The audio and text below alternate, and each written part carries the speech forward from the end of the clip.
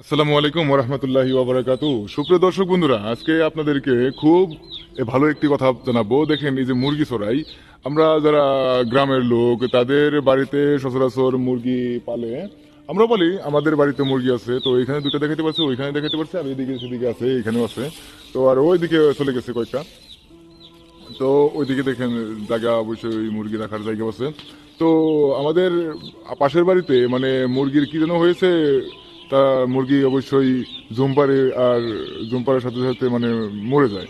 তারা জবাই করে খেয়ে নিয়েছে কয়েকটা, আর কয়েকটা মানে আমাদের এদিকে অবশ্যই একটি জায়গা আছে, মানে এদিকে আহ, নদীময় একটি জায়গা আছে, এই নদীময় জায়গায় তারা ফেলে দিয়েছে। আমি দেখি, কিন্তু আমি বুঝতে পারি না যে কি হয়েছে। তো মা আমাকে বললো, এই জন্য মানে আমি বাজার গেছিলাম, বাজার থেকে এই যে এরকম ওষুধ নিয়েছি। এরকম ওষুধ বাজার থেকে দিয়েছে। তো এই ওষুধ, এই যে অতটুকু ওষুধ, এতটুকু ওষুধ আমাকে বলছে সেই মুরগি ডাক্তারে।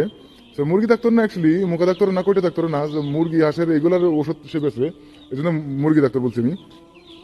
তো সে বলছে যে এই ওষুধটুকু 200টি মুরগিকে খাওয়ানো যাবে। সো এরকম যদি পজিশনে হয়, পরে আপনারা পড়েন, তাহলে আপনারা ব্যবহার করতে পারেন।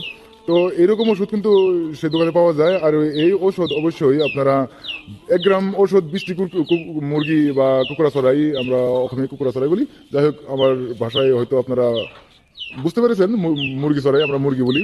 তো এরকম ব্যবস্থা আপনারা গ্রহণ করবেন। আর এরকম ব্যবস্থা গ্রহণ করলে মুরগিগুলো আপনারা সহজেই অবশ্যই সুস্থ করে তুলতে পারবেন, বা পাড়ায় যেখানেই এরকম অসুখ আসুক না কেন, সেই অসুখটা নিজের বাড়িতে আসবেন আর কি, ইনশাল্লাহ।